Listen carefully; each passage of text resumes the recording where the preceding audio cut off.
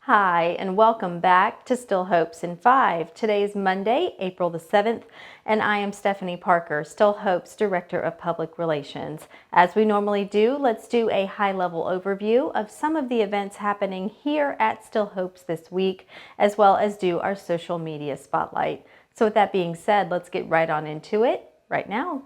Starting with Tuesday, May the 8th, from 1 until 4 o'clock in the Keenan Event Center, we will be holding our very own dance marathon. You can come and gain mileage for the Catch Me If You Can walking challenge to help us defeat Bishop Gadsden and the Woodlands at Furman. But that dance marathon event is happening on Tuesday, starting at 1.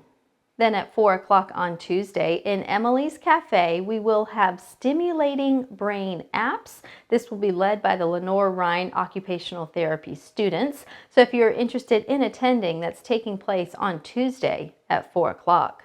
Then on Wednesday, April the 9th at 11 o'clock in our chapel, we will have the Prayers for Healing service that is led by the Trinity Cathedral clergy. So that Prayers for Healing service is taking place on Wednesday at 11 o'clock. Then on Thursday, April the 10th at 3 o'clock in the Keenan Event Center, we will have Blind Notes Music, which is a Broadway and More concert with vocal artist Mary Michaels. So that is taking place on Thursday at 3 o'clock. Then on Friday, April the 11th at 1 o'clock in the Keenan Event Center, we will have the USC Graduate Quartet with Professor Bill Twillinger. So that is taking place on Friday at 1 o'clock. And for this week's social media spotlight, we are going to show the video that went along with Danny Sanford, our CEO. It went along with his Lifetime Achievement Award that he received from Leading Age South Carolina. In last week's Still Hopes in 5 episode, I announced that Danny was a co-honoree of this Lifetime Achievement Award, the first of its kind given by Leading Age South Carolina. Danny received this award along with Russ Bell. I've gotten a few questions about seeing this video, so I thought this would be an appropriate time to share. I do want to say it is a little over 5 minutes long, so if this is not of interest to you, that is totally fine. You can just click out of this video now or stop watching. But if you would like to see the video that went along with Danny's award, it was put together by our very own Ellen Williams. She did a phenomenal job with it, and you might also recognize some familiar faces in the video. So with that being said, let's go on ahead and watch it. What would I say about Danny and Russ? It's just amazing how smart and talented and what servant leaders they are. It's a true testament to loving what you do, and they love what they do, and it shows.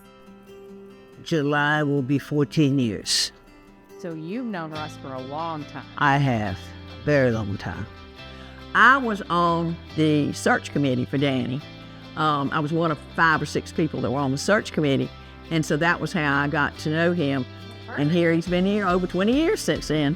It was funny. The first meeting, I knew that I wanted to live here because he was funny.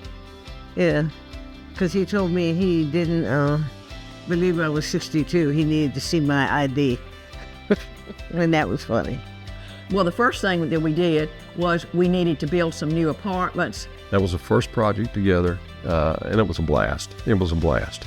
The entire place has really changed. About the only thing that's the same thing is the mansion itself. I mean, even the McDowell apartment building had to be modified when Bistro was added.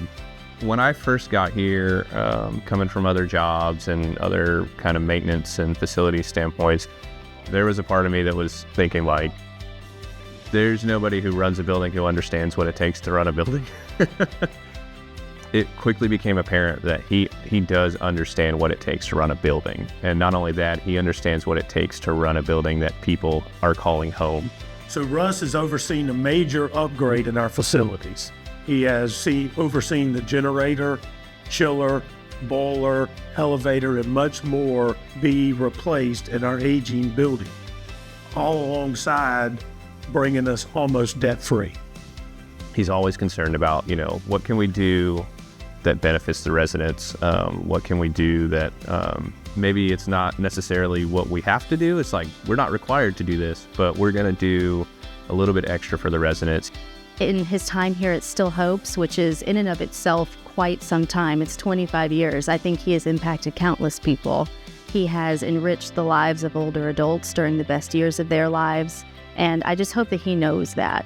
Even in the short time I've known him, he's always made it super obvious and super comfortable. Like, if we need something, we'll figure out how to make that happen. It's a big trust. So they trust him to go in his office after speaking with me. If there's any kind of an issue or problem, they're comfortable with going into him and discussing it. This is where I wanted to be. There was no question anyway, about doing that.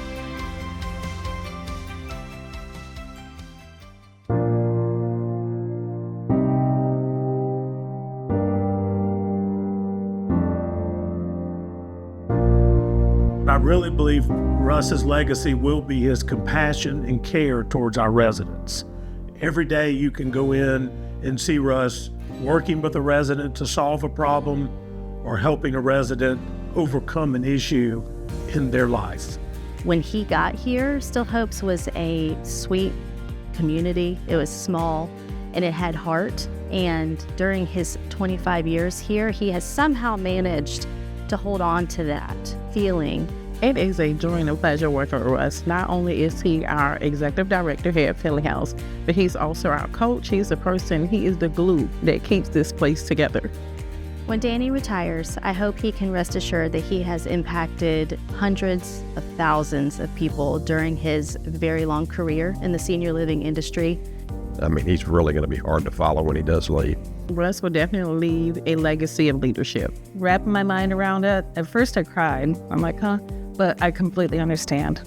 He's paid his dues here and he's been wonderful. He's managed to create that while still adhering to the vision of Dr. Jane Bruce Ginyard to create a home for older adults and keep that family atmosphere while also just expanding this campus probably beyond even Dr. Jane Bruce Ginyard's wildest dreams. I think if she could come back today and see what he has made this community turn into under his leadership, I hope and I think she would be very impressed.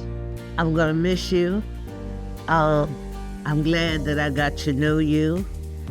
You have made the past 13, 14 years here pleasant, and I wish you the best.